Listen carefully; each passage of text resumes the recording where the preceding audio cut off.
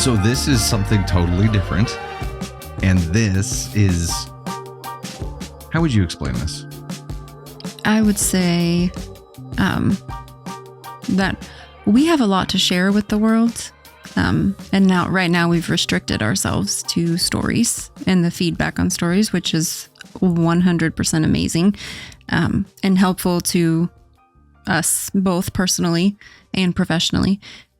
But I think that this is more us, unfiltered, more fun, carefree, something that we get to do for fun rather than... Oh, yeah.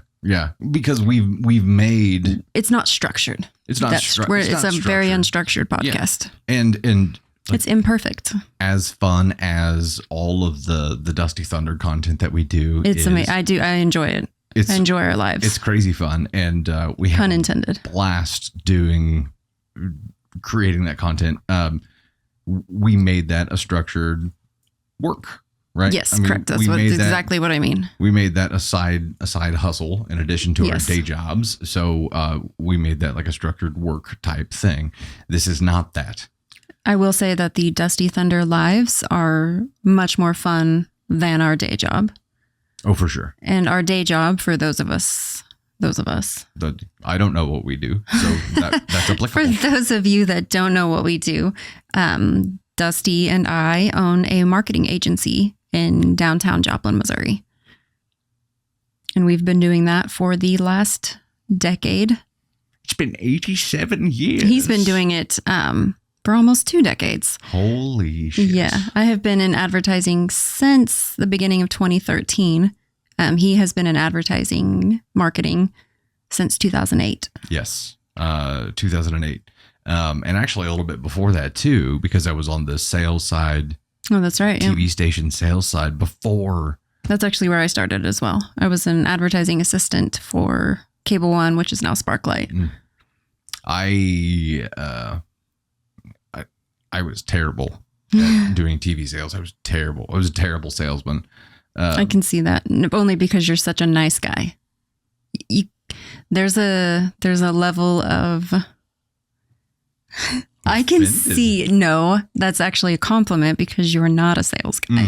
Okay. You're I only need to sell you what I need, what you need guy, not what I need. Right. You don't think about yourself in the sale. I want to offer people solutions rather than try to sell them something. You're authentic. In the marketing that we do, that's one of the things we stay true to as well when we work with our clients is we one of the things we preach to them is like, we're not trying to sell someone. We're trying to show them and get them to understand that this is a solution to a problem that they have.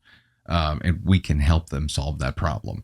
And speaking that language is why I think a lot of the messaging type stuff that we do works well.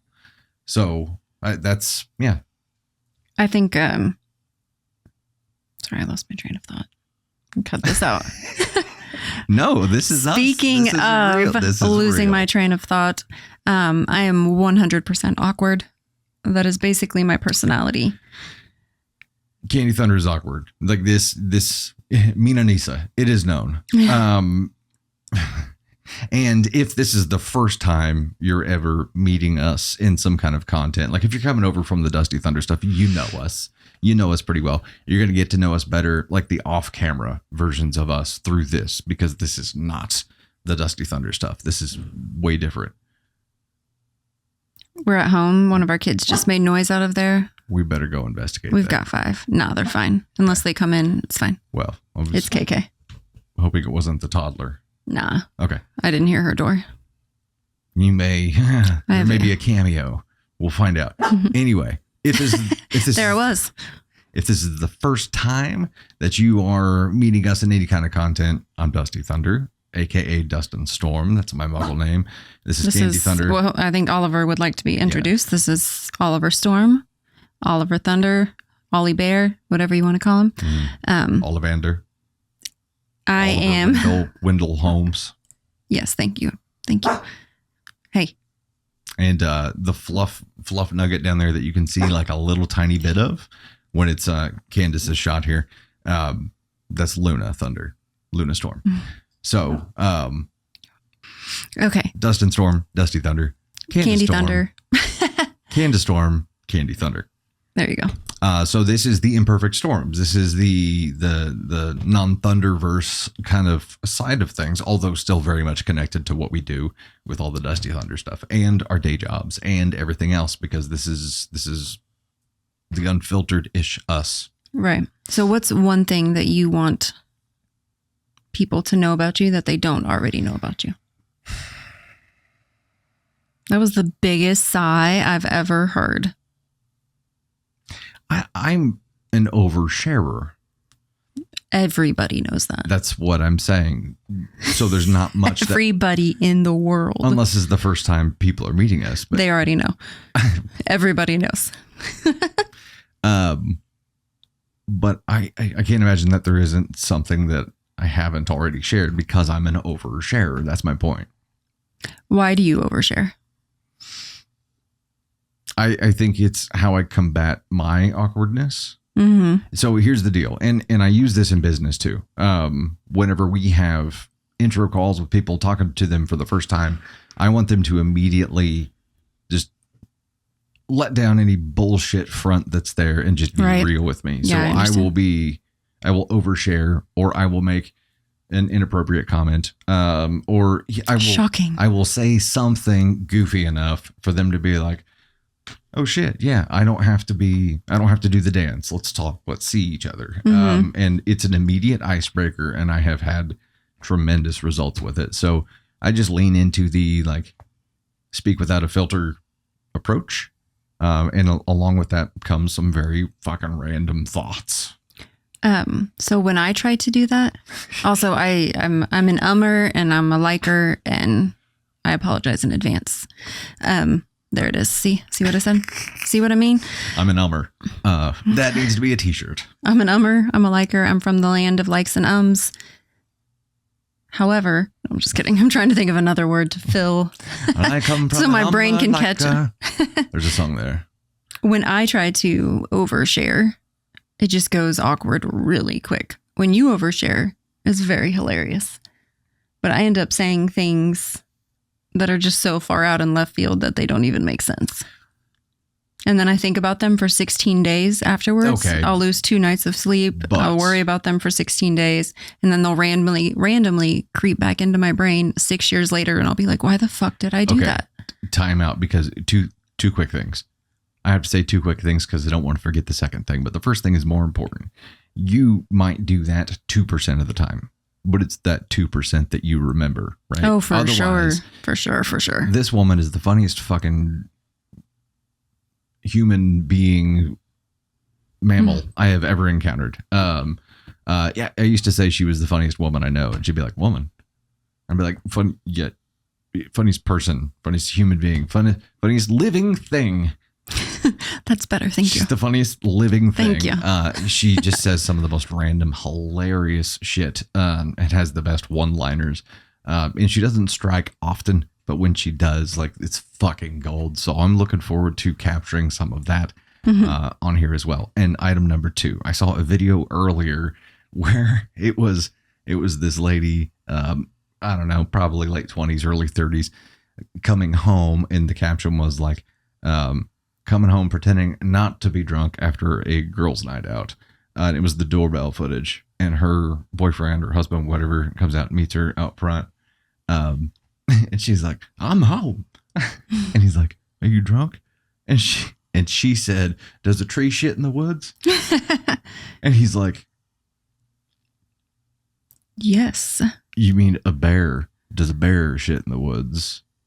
She's like, no, I mean a tree. Trees don't shit. And I was immediately Are you like, sure? This is Candy Thunder. Because they drop branches all over the yard. All over the yard. And I call that tree shit. Okay, well. It makes sense in my brain. But it's not I feel you, video girl. I feel you. It's not the saying. And that's a Malafor thing to do, which is your thing. Yes, it is. I fuck up sayings like it's my calling in life. But somehow make them better. And that's the cool part. You know what I mean? Like the TikTok clock. TikTok clock. I don't even know what I said. I don't know either. Oh, a ticking time clock. Mm. And you're like, the thing is ticking time bomb. I'm like, that's what I said. Yeah. Ticking clock. Ticking time bomb. A ticking time clock. A time clock, a timepiece, like a stopwatch. A ticking Rolex. Pull it from your pocket on a gold chain.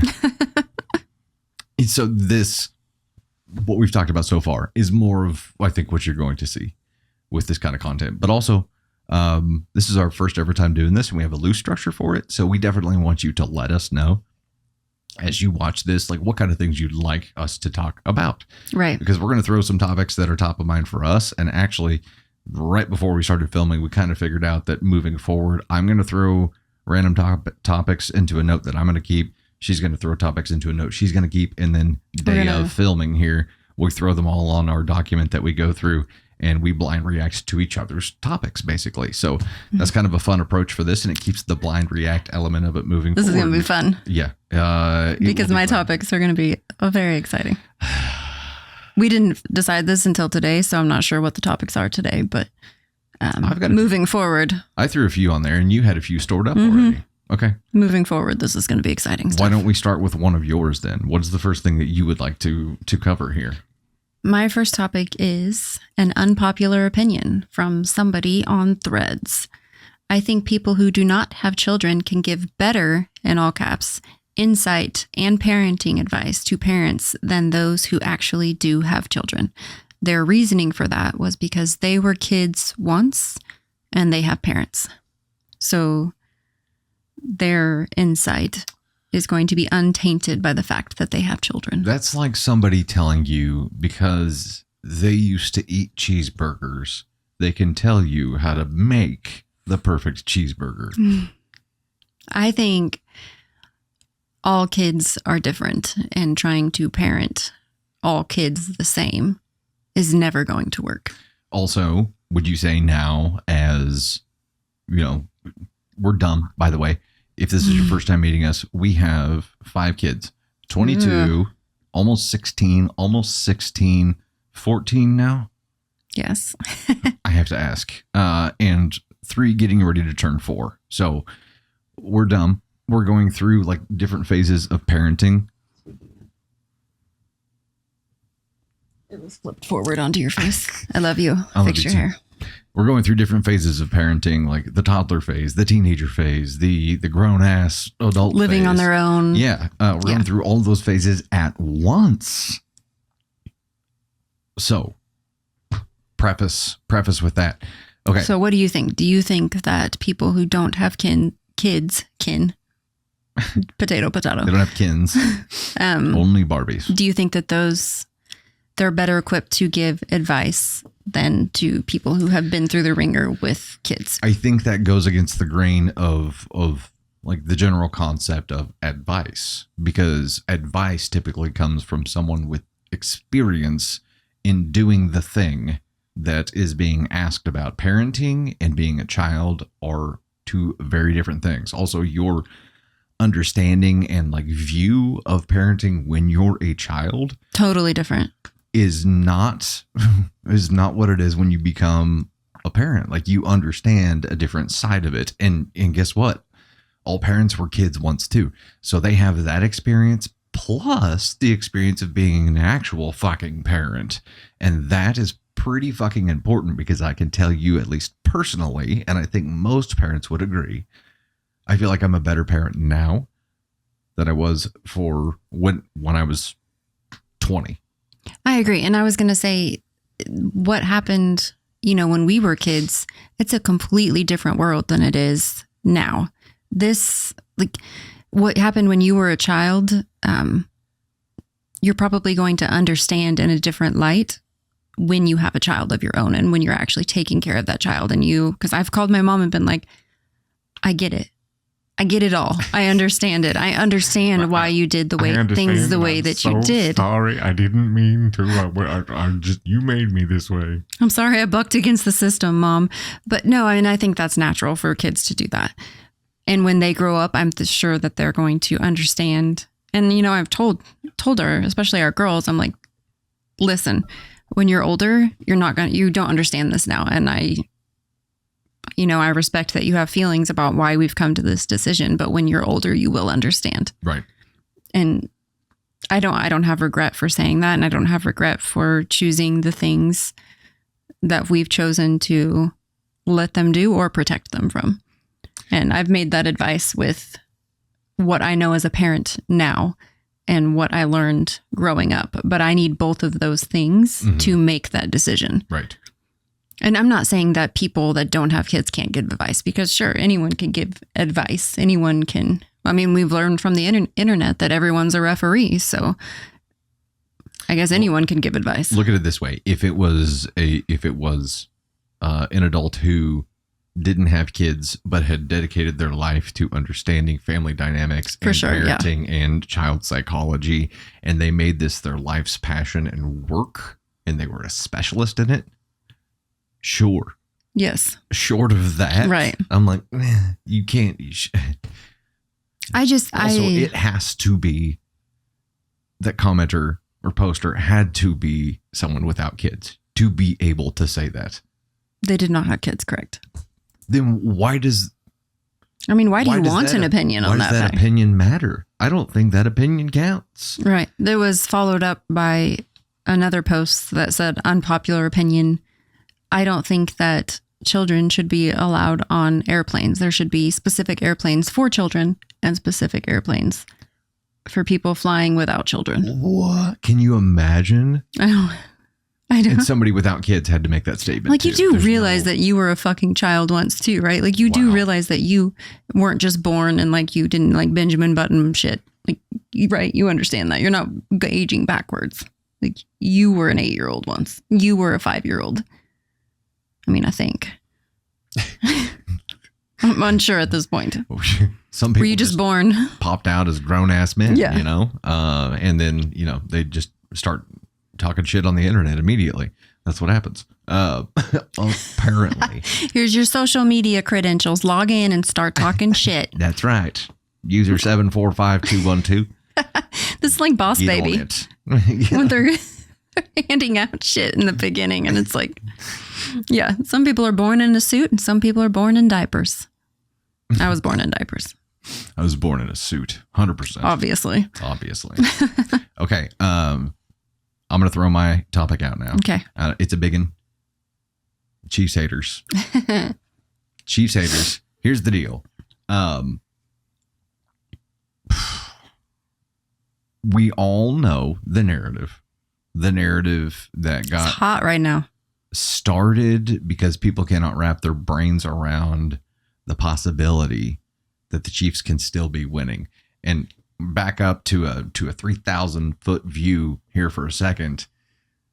And this was something we talked about on a stream too, before getting started into any stories or anything, because look, like, people will root for you to win when you're the underdog. Remember, like, when the Chiefs finally made it to the Super Bowl, it was like, yeah, the map was everybody America's wanted team. Yes, America to win. America wanted the Chiefs to win because they hadn't won in 50 years. Right. And now, you know, they've made a lot of changes. They've improved as a team this year. They played not the explosive way that we have seen them play previously. Right. But they had a lot of injuries this season. They had a lot of injuries, but the game managed well. Like, Andy Reid's an incredible coach. They game managed well. They won those games, right? But people who just can't wrap their brains around it, they create the narrative, because when people witness something that they can't wrap their brains around, they will create a narrative that makes it evil to justify their hating it, right? So then this okay, yeah, it must be a conspiracy. It must be the referees that are throwing it in the Chiefs' favor. Also, that's been the narrative, and it's been a growing narrative. So at this point, if it was real, do you think they'd still be doing it, knowing that the entire country is criticizing watching them every single move and every single play? But it's the same thing, and it just keeps snowballing. And it's just madness. But no matter what it is, not just for the Chiefs, when people see something they can't wrap their brain around, and if that thing is something they previously rooted for, it's like they take it back. They're like, I rooted for you back then because I wanted you to win, but I take that back now. And now, yeah, I wanted you to win, but now there must be some kind of black magic going on here to justify this. I can't get behind it. It's evil. I hate it. And it. Also, I blame Taylor Swift. Yes. Because here's what I I couldn't wrap my brain around it either. And like at first it hurt because I grew up watching the Chiefs. My dad is a huge Chiefs fan and we grew up watching it all the time. And I was so jealous in a good way. Like I loved watching them play, but like John Elway, we had Elvis Grbac and we had Rich Gannon and he took us to the playoffs and, they put Elvis Grbac back in the game and then Rich Gannon left. Oof. And it fucking sucked. And watching that happen and watching, Tom Brady, watching Peyton Manning, like really wanted a quarterback of that caliber. I really wanted my team to win. Yeah. And now they're finally winning. And like we finally have this team and it's like childhood dreams are coming true because we suffered, like the memes were there. I want the Chiefs to be my pallbearer so they can let me down one more time. Like those were the things. And now it's finally fucking happening. And it's amazing to watch. It's amazing to see. And the whole world, because social media is what it is. Everybody gets an opinion. Everybody gets to talk shit. And it would have happened to Tom Brady if social media was then what it is now. Yeah. But his playoff runs happened before social media. In the last 5 years, we've seen it become this toxic pit of destruction. And specifically Facebook and Instagram. But in it, every time you get on social media, you are disappointed by what you see. 100%. You're disappointed in the people that you see on there barking these opinions.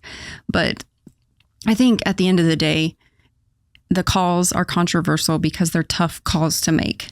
But what you're asking them to do is not give the call to the Chiefs. You're asking them to favor the other team. So what side is fair? Because it's a 50-50 call. Right. And what we're seeing is not what the ref is seeing on the field. Like there's no fucking way someone sitting at home can say, I know what I saw and I know what I'm seeing. And it's exactly that, because that is not, your opinions are not facts. Your thoughts are not facts. Your thoughts are something that was formed in your brain. Come to the world with like scientific evidence of the NFL rigging games, the NFL, like the refs rigging these games, and then talk about it. But no one has it. Well, I saw it with my own eyes. No, you didn't. You saw what you think your biased mind saw with your own eyes. Your biased mind doesn't want the Chiefs to win. Your biased mind thinks that the Chiefs get all the calls. So your biased mind formulated this hypothesis. Back it up. Fucking back it up with actual evidence. Right. Well, and obviously this isn't everyone who's not a Chiefs fan, because there were plenty of people out there who are smart enough to see bullshit for bullshit. Right. But there are so many people. Now, luckily, like sports journalists, I feel like I've been very classy about it and been like, come on, guys, like, come on, except for the one who did it. And then basically had to walk it back. The entire camp of journalists just turned on him and was like, what the hell, man? Like, you don't have to do this for internet clout. I'm not even going to say his name because I don't want to give him any more. But there are plenty of good people out there, but it's just to see that bandwagon of hate that is the bandwagon of hate has been the thing that we've seen get rolling more and more and more, not just with the Chiefs. It is not with the Chiefs. It's, I mean, not just with the Chiefs, right? With everything. I mean, you've got right now, like specifically, obviously politics are a hot topic. But the Blake Lively, Justin Baldoni thing, like those, and let the courts figure it out. Why do we have to pick one side or the other? Like, why are we being forced into this like crazy world where we feel like we have control over other people? And that's what social media has done to us, in my opinion. I think it's made us feel like we have a say. It's made us feel like our thoughts are facts. Well, and like when they're not. There's a difference between like having a say and having an opinion and feeling like the world has to accept your opinion. Correct. Right? Like there's a big difference between that, and it feels like social kind of builds up this viewpoint that people are throwing their opinion into the world, and the rest of the world needs to fucking accept it. And it's. But you know who makes whenever we do this, and I'm just going to say Americans because we're American, and I'm going to call us out. We allow ourselves to be controlled by media. Like we're allowing our thoughts and our opinions to be monetized because the news sources putting out these articles that people are commenting on that are getting tens of thousands of comments on. Every time you click on that article, you are giving them money. Yeah. You're giving them money to state your bitter opinion on controversial subjects. And it's like, do you really want to pay them? Do you really want to give the Wall Street Journal any more money? Do you want to put more money into other people's pockets? I mean, you don't even have to engage with a comment for them to make money on it either. Like clicking and reading this bullshit is that's what I'm saying. Opening the article and seeing the ads, the video or whatever it is. Your attention is what and we can say, I mean, we're in the advertising marketing industry, so we run ads to people, and the more ad spaces we have, the more times we're able to get in front of them, or the more people we're able to touch. And that, I mean, it's possible because people are engaging in places that have those ad slots available. Now, these places that are clearly in it for the money have a lot more ad spaces than most places. Right. And you can tell whenever you get into some kind of clickbait headline. Yes. Yes. The 4 like emojis like pointing down. Yeah. Full story below. It's like the immediate red flag. And if you scroll Facebook now, it's like every other thing that you see on there will be one of those. 100%. We talk about this a lot. And it's fake news. A lot of it is fake news. And a lot of it's clickbait. A lot of it's generated for them to make money on. One of the things we talk about a lot is that I'm sure their algorithms, and the reason that it's going the direction that it is because people have been proven to engage more with negative things. Like, why? If they put positive things out there, it wouldn't get nearly the attention. It wouldn't get nearly the view time. It wouldn't get nearly the engagement. And I don't know. It's like people get bored with good things. And maybe part of it is when people are drawn to that thing, it's because they find some kind of comfort in it, right? So the way that people are being brought up, and maybe it's just this trend of people having more conflict and drama when they're brought up, so they're more attracted to it later on. I don't know. It's possible, but the trend obviously moves that direction, and that's why we see more of it. It's like, I think it's an addiction. They're going to keep spoon feeding you whatever shit you eat, right? Yeah. So if we're eating the drama and the conflict and the bullshit that's just there to get people pissed off, to create more of the drama, that's what they're gonna feed us. I think we've allowed ourselves, and I'm not, I'm including you and I in this, but we've allowed ourselves to become addicted to social media. We need it. Like, we need that connection. But I think media, social media and mainstream media, like all of it, has found a way to monetize an addiction, monetize negativity. And we're just playing into it because we're addicted. And here's what I enjoy about TikTok versus Facebook versus Meta.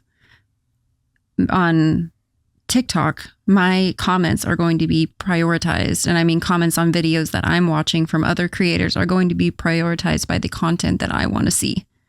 If I'm engaging, like, I'm not going to get on there and on Instagram, I open a post and the first thing I'm going to see is 87 negative comments because people engaged with those comments. So they drive them to the top.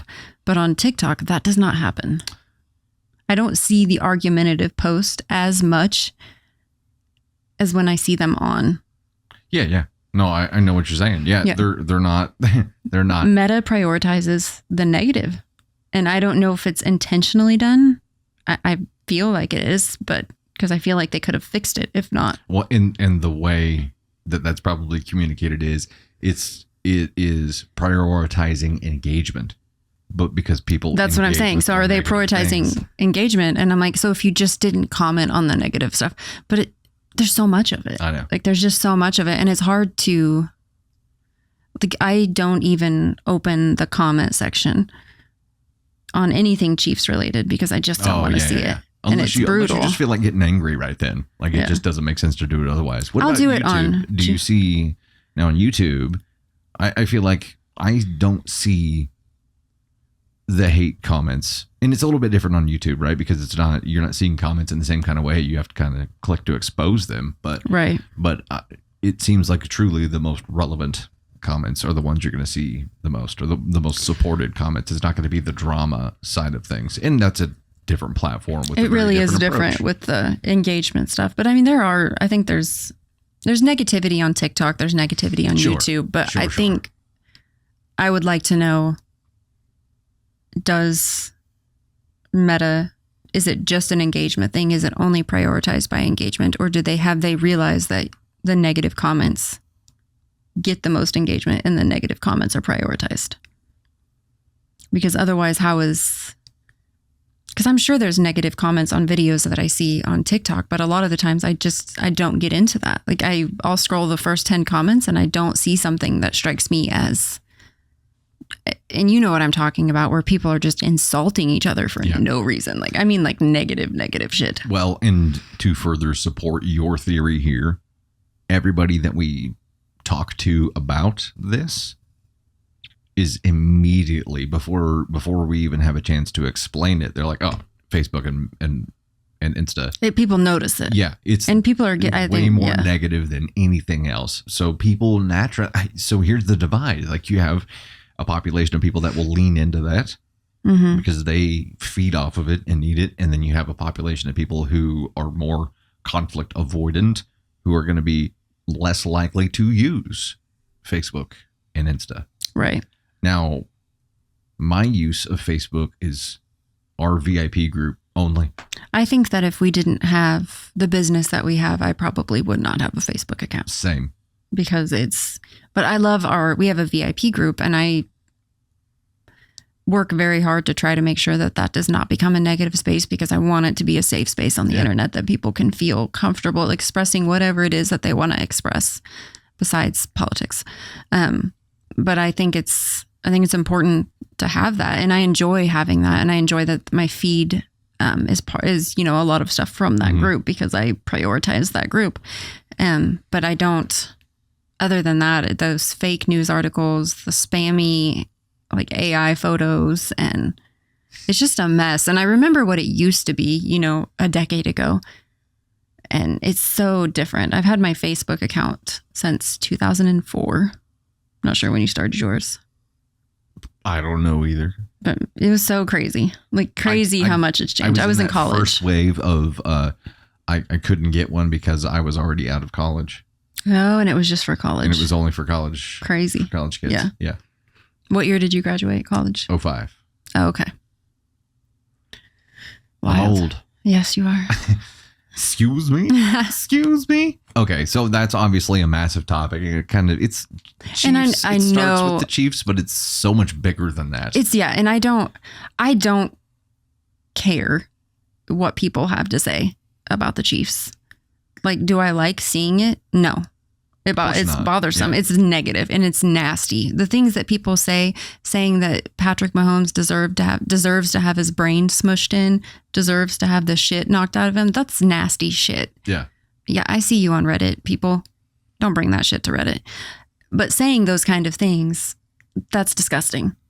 Like there's a reason that they softened the sport. There's a reason that people were getting so many concussions. Yeah. Let's allow them to entertain with, a national sport, but they don't have to have lifelong not brain injuries because of it. Lives. Like, right. These people have families. These people have to go home.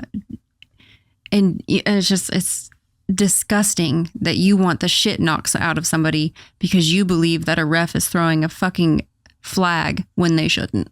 That's like, think about that. Yeah.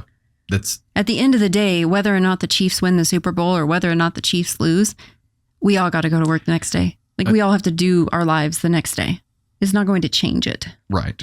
Unless you bet everything you have on it. And I think this is where people lean into that negativity so much that, it brings out an evil. Right. And when people can spit that kind of venom and say the kind of shit that they do, like it unlocks a new level of evil within people. And that's the scary thing to see. Anyway, moving away from that to next topic. You're up, Tater.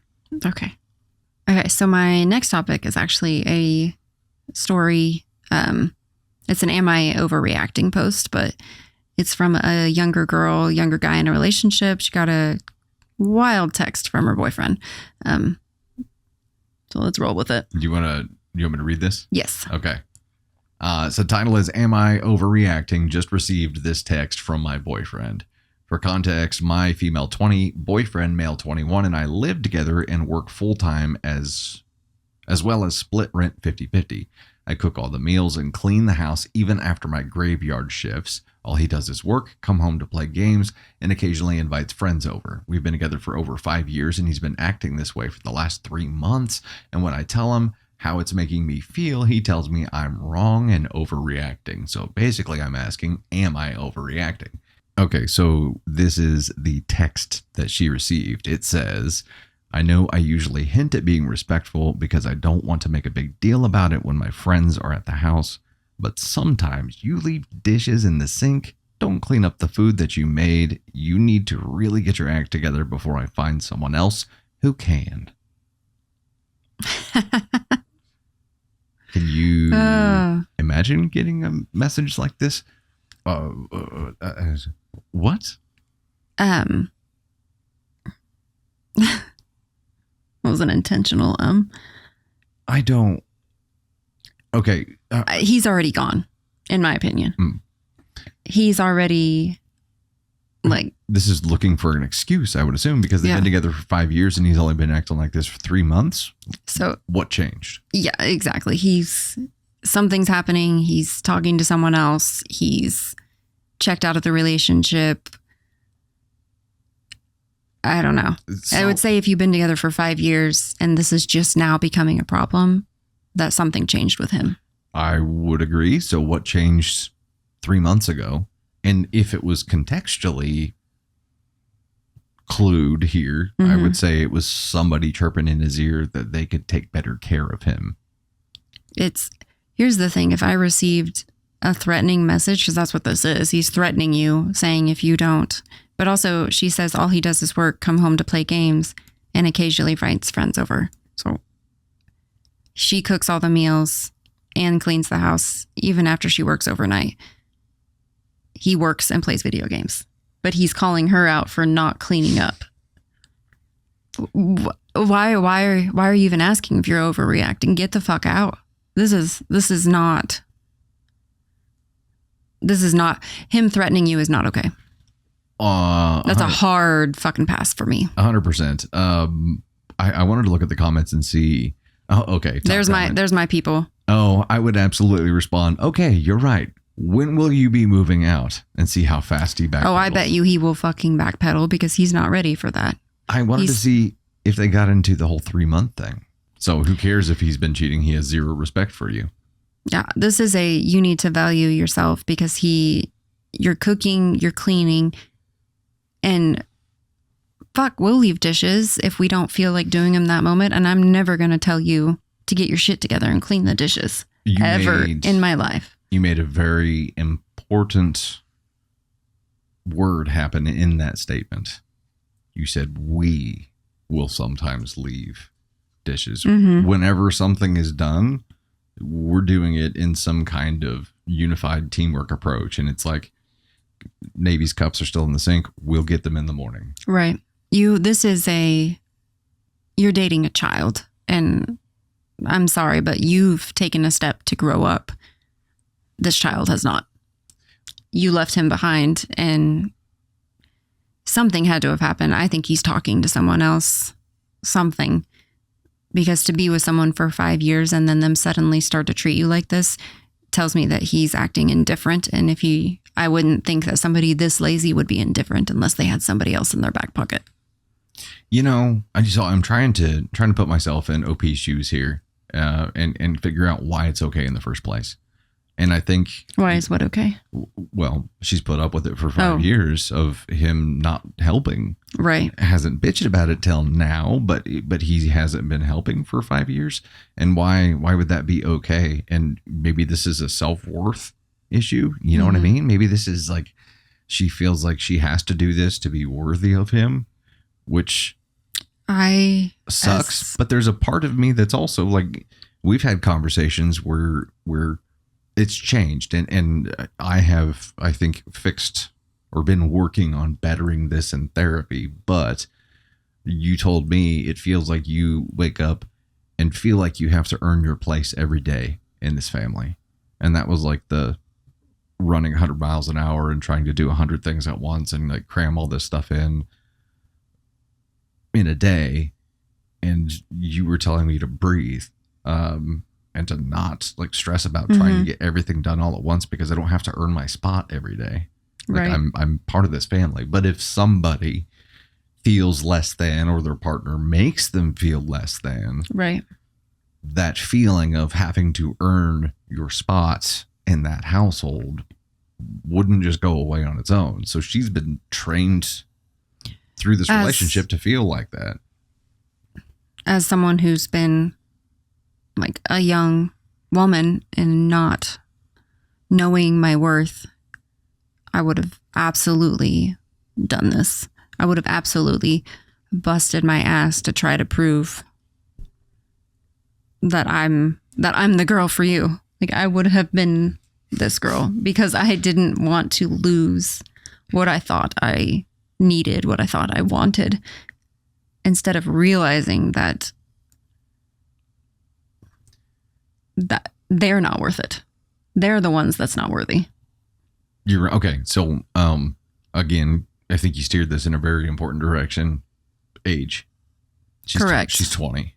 100%. She's 20. And like, yeah, you learn your worth over time, I think. Mm-hmm. Unless you're Navy Thunder. And I feel like she's got a pretty good idea of it. Navy knows her worth, and I don't think anyone will ever tell her otherwise. Yeah. So, but I think this is something you learn over time. Right. And at 20 years old, they've been together, Since 15. That's a very young. All you know about life is like what you learned in high school and what your parents taught you. Right. As it relates to like this relationship, right? So, yeah, take it from the rest of the world. It's not okay. Someone sending you a message that says, get your shit together or I'll find someone who can, is not someone that loves you. That person does not love you. That person, you are a placeholder in that person's life until something better comes along, because they do not give a flying fuck who is in that place. Now, as long as you're cleaning and feeding him like a fucking child, he does not care. Small disclaimer. If you're a dude, you will receive this level of message from your partner if you leave skid marks in the toilet.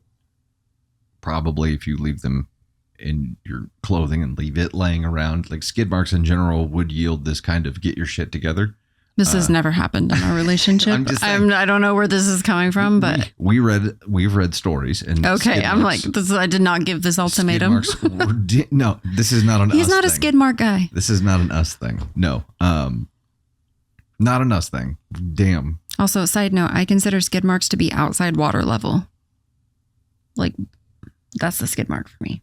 Outside. Oh, okay. So if like, there's a streak, but that would mean that you didn't like do your job to clean it up. If there's a streak in the water, like at I don't the bottom, care. It doesn't really bother me. It bothers Navy Thunder.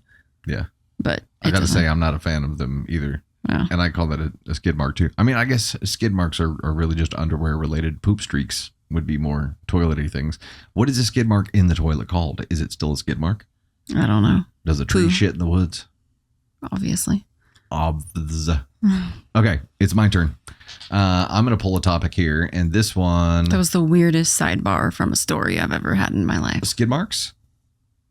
It was the best segue ever.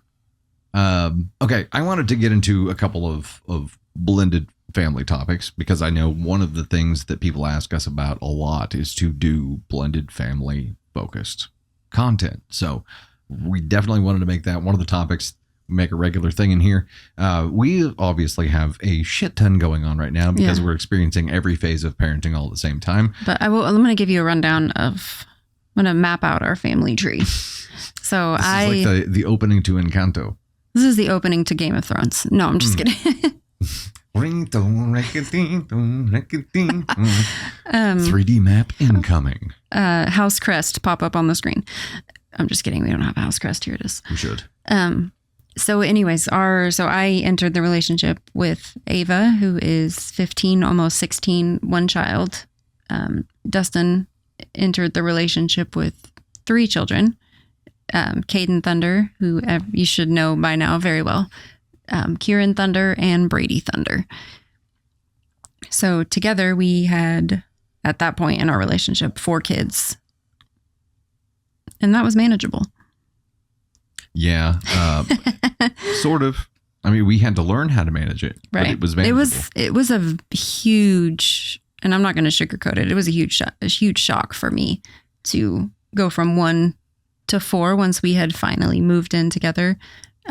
It was a much different like juggling of schedules and also other parents and schedules, other parents, and having, I mean, at times 5 people living in, 1,000 square foot right, house. because we moved into the house that I had bought for Ava and myself because you were renting and I owned, and we wanted to save up to buy a bigger house. Yeah. And we made it work. I mean, we did. had bunk beds and we made it work. Converted a garage into like a playroom and I mean, what do you make it work? You do what you got to do. And I loved that house. That house was, was important to me specifically because it was something that I had bought. I was married before, post-divorce. Ava's dad and I are on great terms. He's a great guy. It just didn't work out between the two of us. But it was something after that, like post-divorce, finding you, that was like a very important thing to me. And I'm really happy that we were able to have our family there. Yeah. Like, cause that made it even more important, if that makes sense. Yep. And I still like drive by that house a lot cause it's over, by the high school.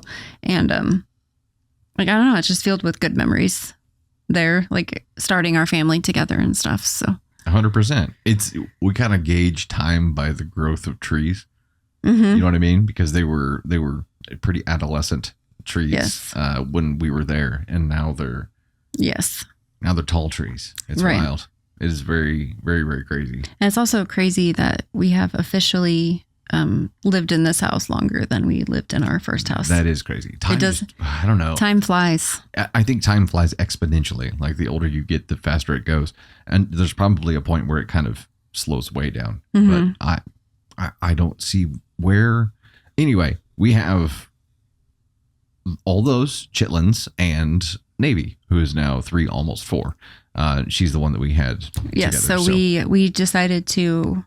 I had always wanted to have another child, and I especially obviously wanted to have a child together with you, and we tried for 5 years. Yeah. To have a child. I'm not going to go into specifics, but it was 5 years.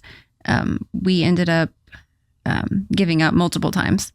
And then we decided to do IVF. So Navy is an IVF baby. Blue Sky Fertility in Kansas City was our doctor. They were great. Wonderful. It's a doctor. His wife is a nurse practitioner there. Wonderful office. Yeah. They were really great to work with. And we were lucky with Navy, with IVF. And I know that at every turn. Yeah. We don't have a lot of luck in our day-to-day lives. We have a lot of calamity. But I will say that with IVF, we, and IVF only happened for us, because we had purchased a building and then sold that building. Mm-hmm. And when that happened, we were able to do IVF, and it just worked. And at every turn, like he said, it just worked for us. And I know that is not how it works for everybody. So I do not take that blessing lightly. Oh, we'd cashed in a lifetime of luck. Yes. Both of us in one fell swoop and just beat the odds at every turn. So our kids were think Brady was 10. The girls were 12 when Navy was born. That's wild. It was a shock. It was a different, it really uprooted our entire lives to bring a baby into a very established family after not having one for so long, but in the best way. Like, it was really, yeah. So it was a really good time. There is, she's an anchor. Like, she's a unifying child, for every one of the kids. And now, like, that is something that links them all, that they all share in common. You know what I mean? I think that, as crazy as it is, and as exhausting as it can be, and head scratching, like, what the hell, as crazy as all of that is, it's so beautiful to see what feels like, that last piece, that unifying piece, kind of fit in with the family, and with a blended family, have something that just, like, seals it all.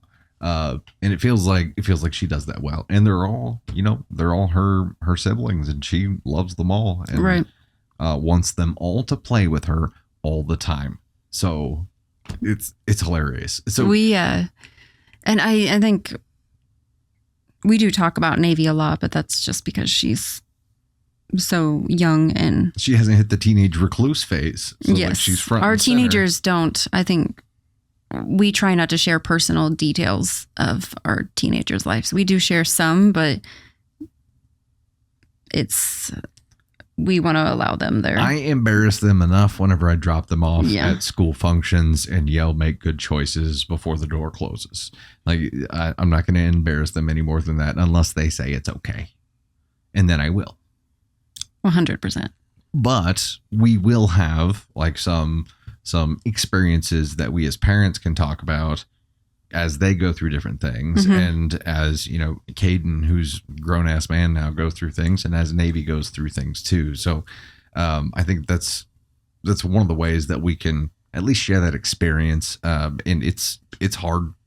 I mean, as we go through a lot of these experiences, like, it's not all sunshine and rainbows. It's being a parent is tough. Being a blended family parent is tough too. I will say, Ava being one, Kieran and Brady are close to her age. It was hard to blend them at first because they were such a duo. Yes. And Ava had never had siblings.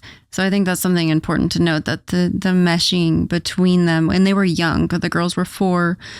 Brady had just turned 3 when they got introduced to each other, and they loved playing together, but it was very much a,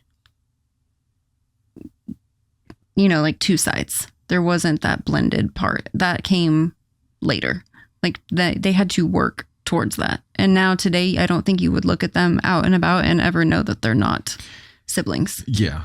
And I'm not sure like biological siblings. I mean, they are siblings. I'm sure that's common when you're blending kids that are close to the totally same age. I wouldn't expect anything different than what happened. It's like home, which is where they're one place where, like, dis mine, and then you blend those things together, and it's like, wait, dis mine, that yours. You know what I mean? There's that. They feel like they have to have that separation to have that kind of safe space or something. But yeah, they were playmates from day one. It took some time for them to become friends.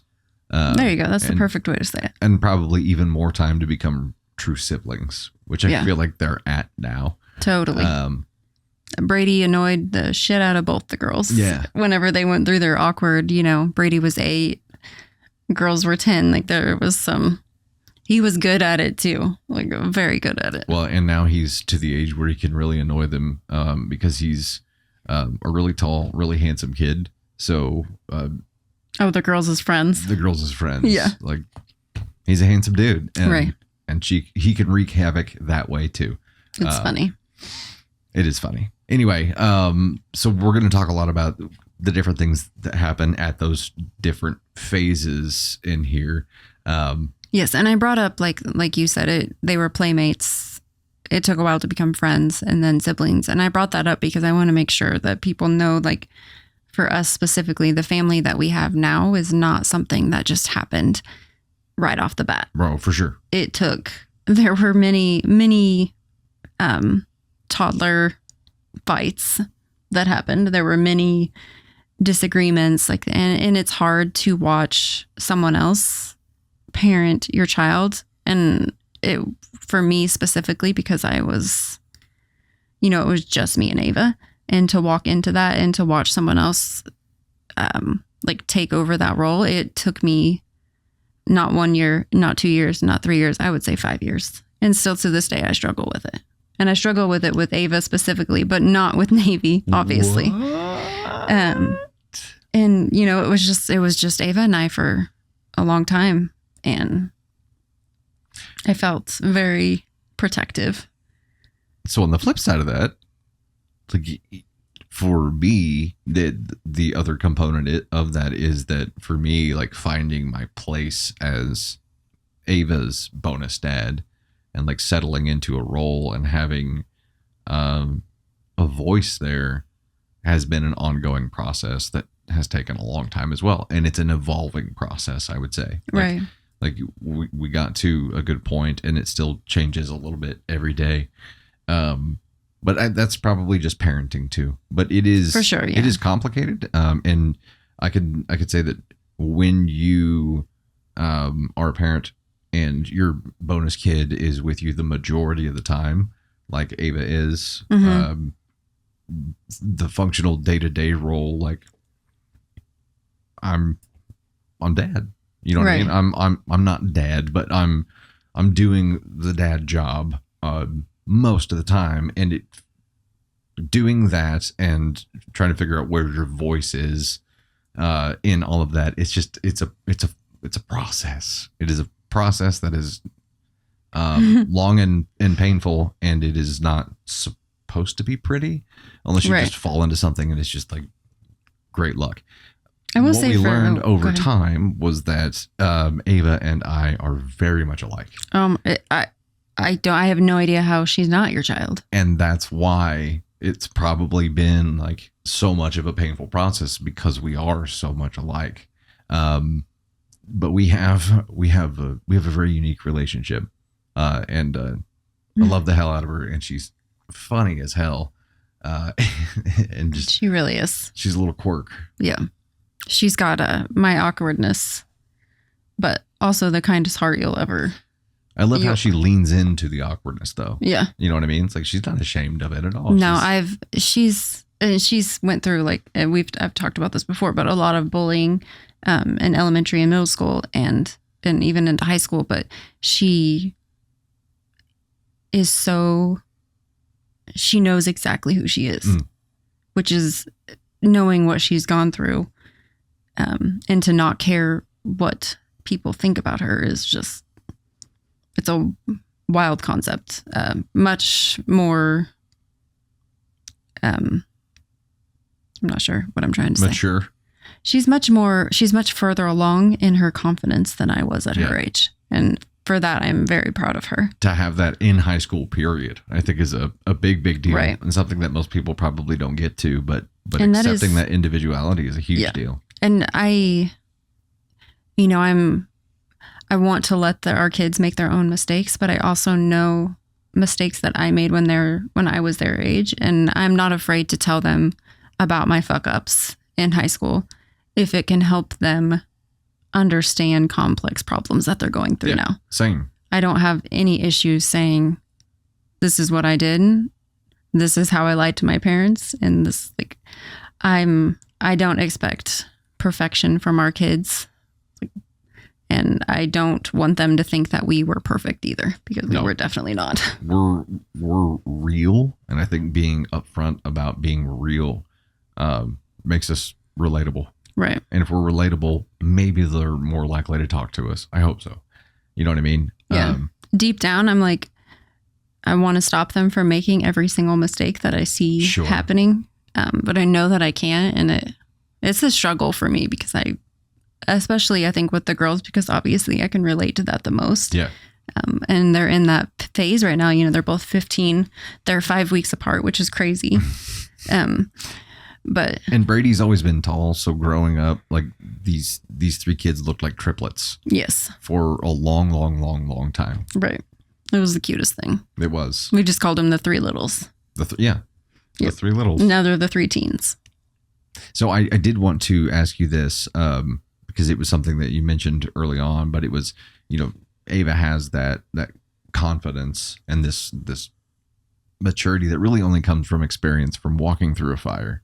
Correct. So, and as much as we want to save them from making bad choices or going the wrong direction, I think we also understand that those experiences shape you to know better and shape you to appreciate certain things better. And being a parent and letting them walk into that fire, knowing what it's going to do, knowing that it's going to burn them and hurt them, but that watching the phoenix rise from the ashes exactly part is worth it. Yes. And it's bittersweet, but in the beginning of it is not pretty. And while it's happening, it ain't pretty. No. And you have to be really patient, I think, to look at the end result of that. I'm a mama bear, like hardcore so much. Like I do not fuck with my kids. Don't fuck with my husband, because I'm very protective of our family, like incredibly protective of our family, more so of them than myself. But it's very hard to not want to give the shitty girls that bullied Ava a piece of my mind. Yeah.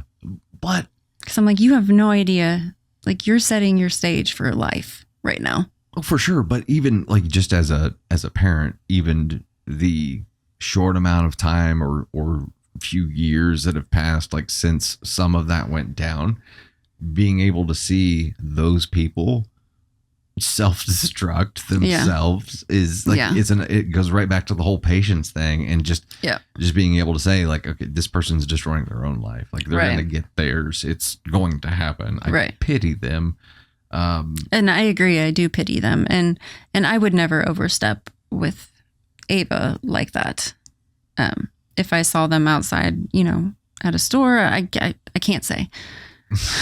I can't say what I would say. I can't say what look would be on my face. But I would never overstep in a way that would harm my relationship with my children. I'm there on the boys' side of things. Yes. I'm like, I won't get involved, but there's a point where I will. And I hope we never hit that point. I have a feeling we might. Yeah. I mean, I don't know. It's hard. It's hard watching your kids grow up. Hard. I'm not a fan of it. I gotta tell you, and to be at that point while going through toddler phase, I'm like, we're just dumb. I asked Navy if she could just not grow up. Like, could you just stay? Because she's, I realized today that she's going to be starting kindergarten. She'll start her preschool in August, and then she will start kindergarten the next August. And I'm like, that's just too close. We are now closer to kindergarten than we were birth, and I'm not ready. Like, I am 100% not okay with this. I'm trying to think in my head how I can stop this, because I don't want it to happen. Like, it makes me very, very not okay. But I asked her not to grow up. She said, like, with the cutest smile on her face, she's like, well, I just gotta do it. And I'm like, well, I tried. I fucking tried. That's the perfect response too. It's like, yeah, it's just going to happen. Yeah. She does it just a little bit every day. It's really hard to watch your last one, like, enter school, which is still a year and a half away. And I'm like, I'm already dreading it. I'm already dreading the fact that she's going to kindergarten. I can tell y'all what's going to be happening shortly after. I'm dreading the fact that our girls are graduating in 2 years. There's so many, I am not. And we took on I'm not going to be okay. Pain at one time. Dumb. We did it to ourselves. Dumb. I can tell y'all what's going to happen shortly after Navy starts kindergarten. If there isn't already, there will be a puppy joining this household.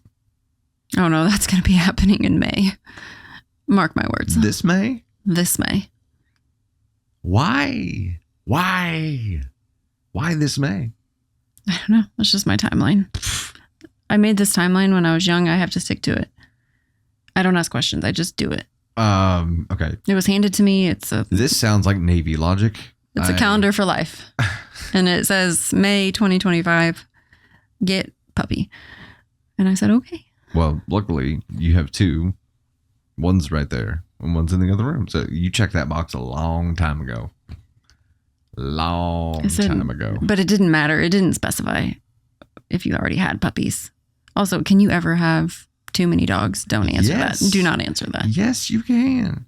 Yes, there will be a kitten or a puppy in May. I think, look, the amount of space you have obviously has to scale the more animals you have. I think that's a necessary That's crazy because we were able to extend our yard after the tornado used our old fence as darts on our house. And we have a bigger yard now. So it's serendipitous. We expanded our yard. Have we made room for another dog? Solid logic. Back me up, guys. Back me up. Leave a comment. Tell us. Tell him. Puppy. I don't like it, brother. I don't like it. I don't like it. At some point, that will be happening. Sunday Storm, Sunday Thunder. We'll be joining the fam at some point here, and I obviously have little to no control over the timing of that. So, obviously, look for news. Obviously. All right, what's your next topic to throw at us? To end this, we can talk about our Dusty Thunder channel and how we got started, where we are now, what Speaking the future of time looks like. Flying by, holy cow! Yeah, we'll be in year 3 in August. That's insane. Right.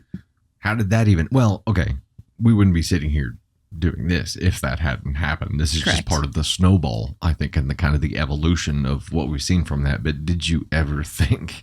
No. When you asked me for 6 months to sit down and record a Reddit story, that it would be this right now? I had no fucking clue. Not a single one. We didn't know anything about TikTok. We wanted to learn more about TikTok. I really, really enjoyed hearing people read stories. And Ava and I did that together. That was like every time she got in the car, I was like, let's find a new one. I Love Lola she was our girl. We love her. She was fantastic and I really love her voice. But I knew that you would be great. And if you've been here for a while, you know this story, but I knew that you would be great. I knew that you could do this, but I had no idea how to execute it. But I promised that I would do all of that. And I just wanted you to make the story. That's so I how created. She sold me. Yeah. It was, you just got to sit down and record the video. I'll figure the rest out. I'm like, okay. And you know what? That shit holds true to this day. Like I will edit this video. I'll handle the video part. The rest, like handling the posting, handling the strategy of everything, that is still her. It's weird. It was weird in the beginning because I was always the one responding to comments, until you got more into it besides just recording the stories. But because I wanted to, I didn't want it to have to be a burden on you more than just the recording time that you put into it, because he is a very busy man when it comes to our agency. So I didn't want to put more on your back, but I also wanted to really do this, and I really wanted to run hard at it and try to make it something. And you done did I'll it, be girl. damned. You done no, did it, you girl. did it. I mean, your charismaticness. Not sure if that's a word, but I think Sounds legit to me. You're a charismatic, kind-hearted person, and I think that showed through in our videos. But damn, was it fucking hard to watch people tear you apart on the internet in the beginning when they had differing opinions. Oh, sure. It wasn't not like they tore you apart. I mean, you're a fox. Look at you. You're beautiful. But I mean, that's my opinion. I'll take it. Thank you. They were tearing apart your opinion, but also stabbing you as a person. So It still happens. for sure. We just But fuck learn it. I don't care. not to hear it or not to take it personally now, which is a lesson that takes a long time to learn. It's probably one of the hardest parts. What's the craziest thing that you think was ever like said?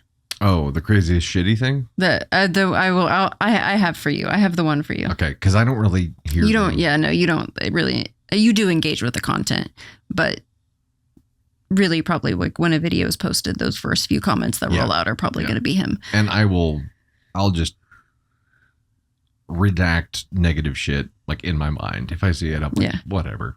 So I would say that the funniest, most untrue thing was you were a misogynistic prick. I was like, yeah, you were the farthest thing from a misogynist. Like you are the farthest thing from it, which makes it so funny because you as a person, and at first it bothered me because I'm like, this is not who he is. Like you have this all wrong, but people will think what they want to think. It doesn't matter. It does not matter. And if you want to think that, go right fucking ahead. Yeah. I know who I am, and I don't need you to like me. If you don't want to like me, then be on your way. I remember, this is not a negative thing, but I remember in the beginning, whenever I first started to trying to like engage and help on that side of it, in the beginning, I would go through and try to like every comment that was on a video at the time. And it was still early on, so it wasn't, a crazy undertaking, but there might be 100 comments on a video, and I would go through and try to like them. And you being like, babe, like you don't have to sit there and like you're not going to be able to engage with every single comment. It's just not going to happen. Like you're going to have to start accepting right now that like that would be a full-time job, sitting there and trying to do that all day every day. And I'm like, I'm gonna do it. So I was like, in between walking from the car into the office at work, I'd be like trying to engage with comments. But I think it's been, and I didn't say that because I don't want to engage with people who are commenting on our video. It's not a reasonable expectation. It's not a feasible thing to try to do. And that's what you were trying to relay to me, because you know how I am about those kind of tasks and responsibility, and I would let it consume my life. And that would not be a good move for mental health. But that segues into like how we've been able to treat this like a structured project, and involve our team at Storm Cloud Marketing. Once we hit a certain point, we got to deploy a couple team members on this too, to help keep it moving forward there. Caden Thunder does the majority of the video editing for the normal stuff, and Tony Spark is involved too. Everybody gets involved. Like Shane is doing a lot of the stuff for the Dusties, which we'll talk about here in a second. But being able to get help and run our day jobs, have the ability to, I still leave work early 2 days per week to pick kids up from school. Like I can drop kids off at school, and I sleep more now than I did for 10 years prior. You know what I mean? Like being able to juggle all those things and still compartmentalize and be able to balance life. Like, yes, life is crazy fucking busy all the time. Like every minute of my day is scheduled in advance. But because we've been able to do all of that, and make sure that we are balancing everything as well. I don't know. That's the most magical, impressive thing to me, really, that we've been able to achieve. With doing that and growing it and trying to do more content and better content and really grow it without it harming our mental health, and creating a boundary there and being like, if we feel ourselves crossing this line, we know what we need to do. And that is to take a step back and to refresh, and to be more careful the next time, not to harm ourselves in the process. So that's been cool. I've seen the most growth from us in that way. We also learn so much in the stories that we read and the opinions that we hear from other people. For sure. Too. I think, and I've talked about this in another podcast, but I think my ability to self-reflect and say that while I have my own opinion, the fact that I'm entitled to that means that another person is also entitled to their opinion. Right. And it also, the only thing that that can happen if I like digest and understand and see from their point of view is that my intelligence grows. Yeah. And to know that, to understand that, and to look at somebody and say, I see you, I hear you, even though we disagree, I'm now smarter because I had this conversation. Right. Yeah. Because now I have we can more learn from each other. Yeah.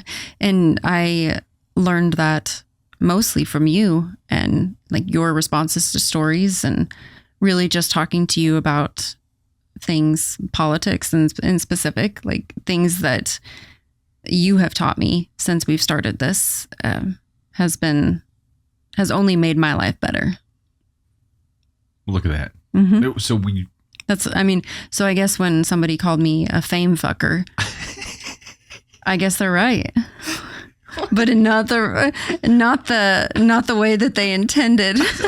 I don't like. So that was so early on too. Like I didn't even have I posted a video. I think I first started getting involved in content and somebody, they didn't say fame fucker. I just said that because of the song. But yeah, they said that I wanted to be famous so much like my husband. I'm trying to steal your fame. Yeah, you're stealing my thunder. You're a thunder taker for sure. I was like, bitch, I started the channel. But also we've had people who, when you come up on lives, think I'm holding you captive. So, like that is true. Somebody said it goes both ways.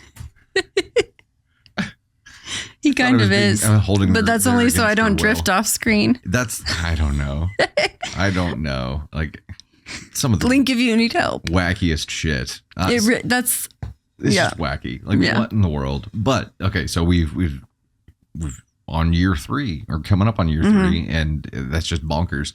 But one of the things that we recently did, which you hopefully just finished watching, was the 2nd annual Dusties. Care to tell them about even though we're coming up on year 3, there was like a leap year in between, like when we did the first Dusties and when these came out. So if it's every 2 years, is that biannual or semi-annual? Bi. Semi would be twice a year, right? Okay. I don't know. You tell us, guys. I honestly don't know. Okay, I think semi. I'm just going off. I'm going off the annual awards every other year. No, I'm going off of the Victoria's Secret like semi-annual sale, and I think that happened twice a year. So that's why I said it twice. I don't even shop at Victoria's Secret, but I did whenever they had the pink collection when I was younger, and I remember that very vividly. So girl math applies in this instance as well. Yeah. Look at that. Did girl math do me well? Like, did it? Yeah, sure. Did it do me great? Did you do right by me? It done you good. It done you good.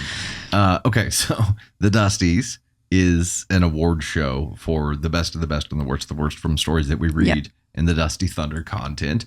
And the one that just went up, hopefully you already saw it, is quite a bit different. The Black Hole winner was, no, I'm just kidding. I won't ruin it for you. I won't give you spoilers if you haven't seen it. But it's a very cool award show that we try to do to give you a different experience and kind of celebrate the past year of madness with you. If you've been a part of that side of the content, and then kind of reflect as a team on it too. So the 4 of us sat there and kind of reviewed and recounted all the stories as we were handing out awards for them. So it's a cool structure. I hope you guys, if you got to watch it, you enjoyed it. If you haven't watched it yet, it's definitely something to watch after you watch this. That was the spiel. It's still being edited as of the time that we filmed this podcast. So we don't even know like 100% what it's going to look like. We know really cool. We know what the structure is going to be. And we've already put a shit ton of work into it. So it better be fucking good. That's all I got. But the first we actually Dusties, had, this is a really cool thing, but we actually had a lot of people that were on podcasts as guests, star in like the teaser thing. And then we also actually got a viewer, Elise, who's been with the channel for quite some time. She actually said the first Dusties was the first live she ever caught. That's insane. And I was like, and you stuck around? Like, that means she's a lifer. She's part of the fam, but she was driving through and if you watched the first Dusties and that got you hooked, then you're a lifer. You don't have a choice. You're in it. She's somehow drawn to train wrecks. So those things that you just can't look away from. She's good. That must be the kind of content she digs. And it's kind of been that ever since. But she was driving through and it happened to be at the time we were going to film and worked out. It was perfect. So it was really cool to have someone that watches the channel actually get to be a part of the content. So if this is the first time we're meeting, not only do you need to watch the Dusties after you watch this, then you need to watch the promo that we did for the Dusties so you can see that part that's true. because it's baller too. No, I think the promo should be the first part of the Dusties. I intro? just thought of that right now, but I think that would be so really cool. Look at that. Live edits happening right here, folks. So hopefully that's what you saw on the way Yes. Well, yeah, you get to decide if it's stuck or not. Yeah. See how it looks. in. Yeah. So It's like the James Bond intro. Just kidding. God. So we got to do that.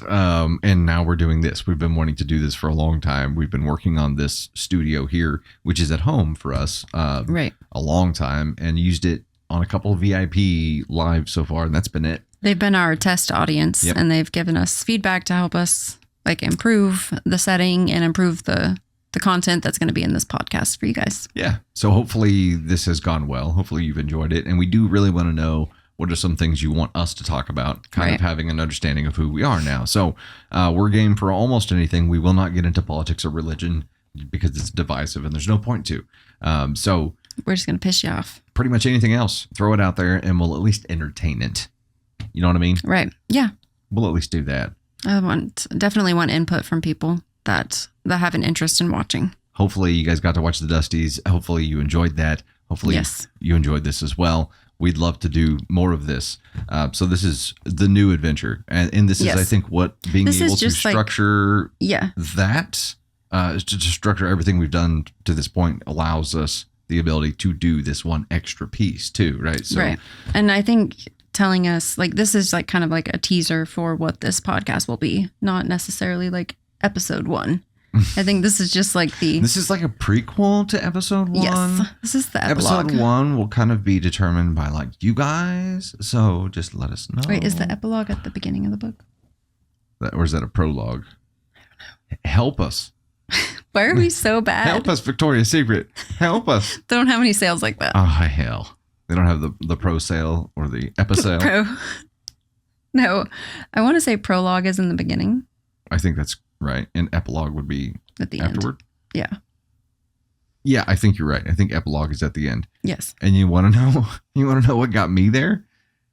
The OG Nintendo Teenage Mutant Ninja Turtles 2 game. When you beat it, there's an epilogue. High five. You went to Victoria's Secret to figure yours out. I went to Teenage Mutant Ninja Turtles 2. Nintendo. Also the I remember the cheat code for the beginning. BA, up, down, BA, left, right, BA, start. Fact check him. Somebody fact check that. I'm sure I fucked something up in there. You But got to fact check it. BA, up, down, BA, left, right, BA, start. I think that's right. Let me know. And if you didn't know that and you have Teenage Mutant Ninja Turtles 2 on OG Nintendo, you're welcome. All right. And with that, I don't think there's anything else we need to say. Not really. You just see gave guys people next time. gold. Yeah. Heck yeah. There's your gold bar for the week. Did you know Yeah. for the week? All right. We'll see you guys next time. Thanks for hanging out with us. Bye. Bye.